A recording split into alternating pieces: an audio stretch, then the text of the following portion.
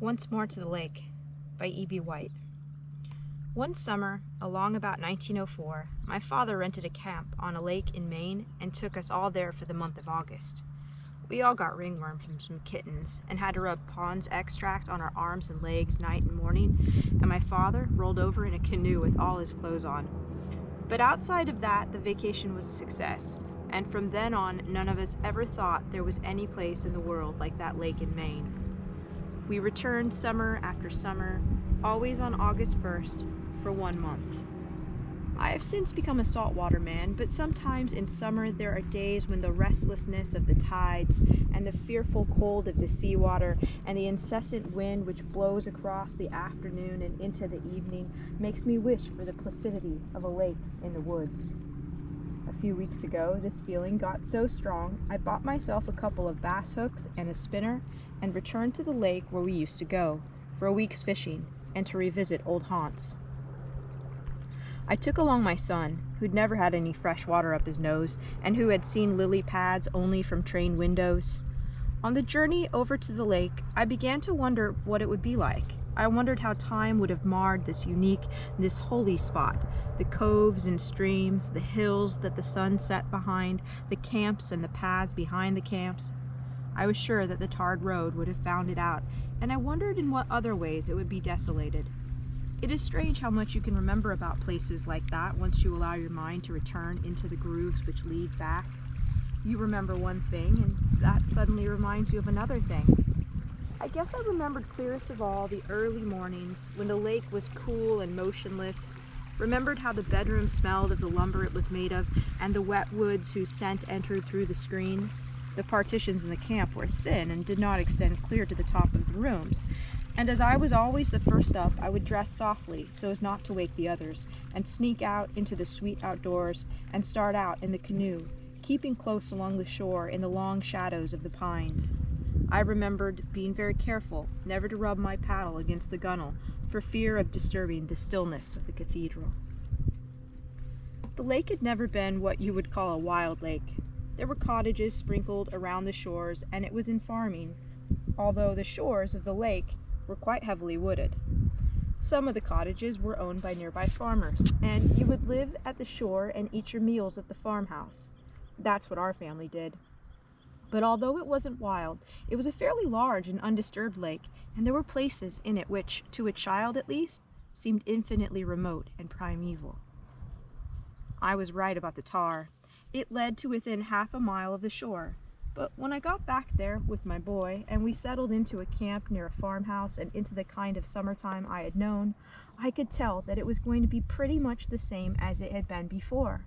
I knew it. Lying in bed the first morning, smelling the bedroom and hearing the boy sneak quietly out and go off along the shore in a boat, I began to sustain the illusion that he was I, and therefore, by simple transposition, that I was my father. This sensation persisted, kept cropping up all the time we were there. It was not an entirely new feeling, but in this setting it grew much stronger. I seemed to be living a dual existence. I would be in the middle of some simple act, I would be picking up a bait box or laying down a table fork, or I'd be saying something, and suddenly it would be not I, but my father who was saying the words or making the gesture. It gave me a creepy sensation. We went fishing the first morning. I felt the same damp moss covering the worms in the bait can and saw the dragonfly alight on the tip of my rod as it hovered a few inches from the surface of the water. It was the arrival of this fly that convinced me beyond any doubt that everything was as it always had been, that the years were a mirage and there had been no years. The small waves were the same, chucking the rowboat under the chin as we fished at anchor, and the boat was the same boat, the same color green, and the ribs broken in the same places, and under the floorboards the same freshwater leavings and debris, the dead hellgrammite, the wisps of moss, the rusty, discarded fishhook, the dried blood from yesterday's catch. We stared silently at the tips of our rods, at the dragonflies that came and went. I lowered the tip of mine into the water, tentatively, pensively dislodging the fly, which darted 2 feet away, poised, darted 2 feet back, and came to rest again a little farther up the rod. There had been no years between the ducking of this dragonfly and the other one, the one that was part of memory. I looked at the boy who was silently watching his fly, and it was my hands that held his rod, my eyes watching. I felt dizzy, and I didn't know which rod I was at the end of. We caught 2 bass, hauling them in briskly as though they were mackerel, pulling them over the side of the boat in a businesslike manner without any landing net, and stunning them with a blow on the back of the head. When we got back for a swim before lunch, the lake was exactly where we had left it, the same number of inches from the dock, and there was only the merest suggestion of a breeze. This seemed an utterly enchanted sea, this lake you could leave to its own devices for a few hours and come back to and find that it had not stirred, this constant and trustworthy body of water. In the shallows, the dark, water-soaked sticks and twigs, smooth and old, were undulating in clusters on the bottom against the clean-ribbed sand, and the track of the mussel was plain. A school of minnows swam by, each minnow, with its small individual shadow, doubling the attendance, so clear and sharp in the sunlight. Some of the other campers were in swimming along the shore, one of them with a cake of soap, and the water felt thin and clear and insubstantial. Over the years, there had been this person with the cake of soap, this cultist, and here he was. There had been no years. Up to the farmhouse to dinner, through the teeming, dusty field, the road under our sneakers was only a 2-track road. The middle track was missing, the one with the marks of the hooves and the splotches of dried, flaky manure. There had always been 3 tracks to choose from in choosing which track to walk in. Now the choice was narrowed down to 2. For a moment, I missed terribly the middle alternative. But the way led past the tennis court, and something about the way it lay there in the sun reassured me. The tape had loosened along the back line, the alleys were green with plantains and other weeds, and the net, installed in June and removed in September, sagged in the dry noon, and the whole place steamed with midday heat and hunger and emptiness. There was a choice of pie for dessert, and one was blueberry and one was apple, and the waitresses were the same country girls, there having been no passage of time, only the illusion of it, as in a dropped curtain. The waitresses were still 15, their hair had been washed, that was the only difference. They had been to the movies and seen the pretty girls with the clean hair. Summertime, oh summertime, pattern of life indelible, the fade-proof lake, the woods unshatterable, the pasture with the sweet fern and the juniper forever and ever, summer without end. This was the background, and the life along the shore was the design. The cottages with their innocent and tranquil design, their tiny docks with the flagpole and the American flag floating against the white clouds and the blue sky, the little paths over the roots of the trees leading from camp to camp, and the paths leading back to the outhouses, and the can of lime for sprinkling, and at the souvenir counters at the store, the miniature birch bark canoes, and the postcards that showed things looking a little better than they looked. This was the American family at play, escaping the city heat, wondering whether the newcomers at the camp at the head of the cove were common or nice, wondering whether it was true that the people who drove up for Sunday dinner at the farmhouse were turned away because there wasn't enough chicken. It seemed to me, as I kept remembering all this, that those times and those summers had been infinitely precious and worth saving. There had been jollity and peace and goodness. The arriving at the beginning of August had been so big a business in itself. At the railway station, the farm wagon drew up. The first smell of the pine-laden air, the first glimpse of the smiling farmer, and the great importance of the trunks, and your father's enormous authority in such matters, and the feel of the wagon under you for the long 10-mile haul, and at the top of the last long hill catching the first view of the lake after 11 months of not seeing this cherished body of water. The shouts and cries of the other campers when they saw you, and the trunks to be unpacked to give up their rich burden. Arriving was less exciting nowadays when you sneaked up in your car and parked it under a tree near the camp and took out the bags, and in 5 minutes it was all over. No fuss, no loud, wonderful fuss about trunks. Peace and jollity and goodness. The only thing that was wrong now, really, was the sound of the place, an unfamiliar nervous sound of the outboard motors. This was the note that jarred, the one thing that would sometimes break the illusion and set the years moving. In those other summer times, all motors were inboard, and when they were at a little distance, the noise they made was a sedative, an ingredient of summer sleep.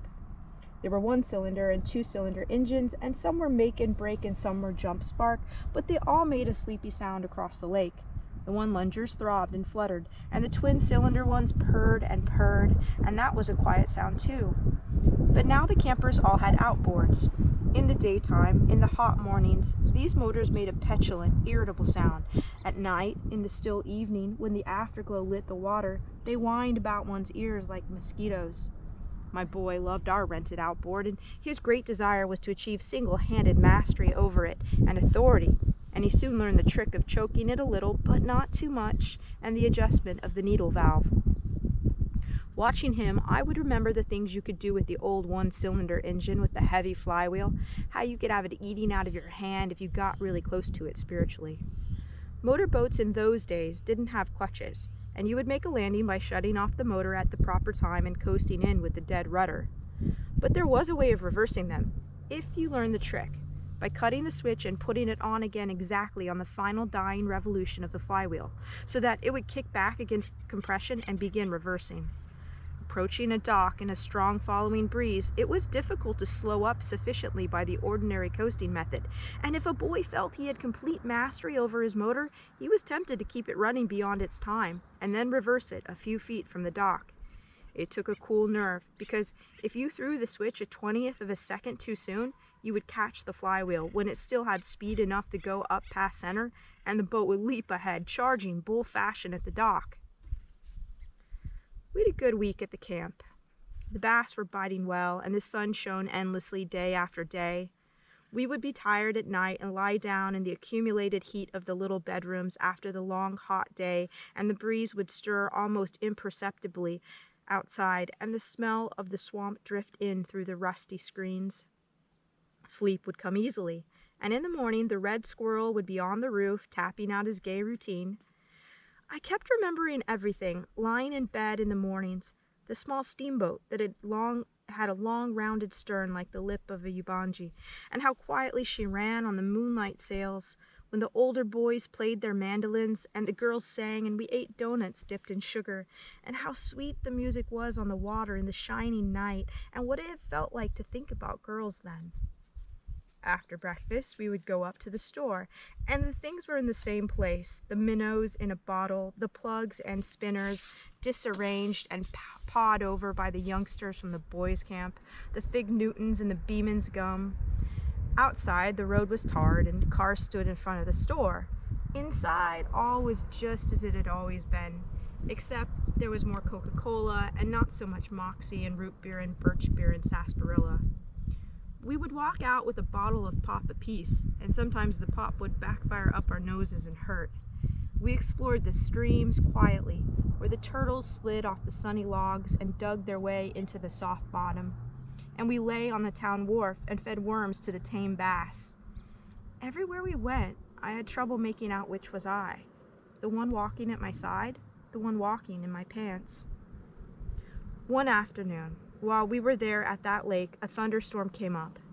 It was like the revival of an old melodrama that I had seen long ago with childish awe.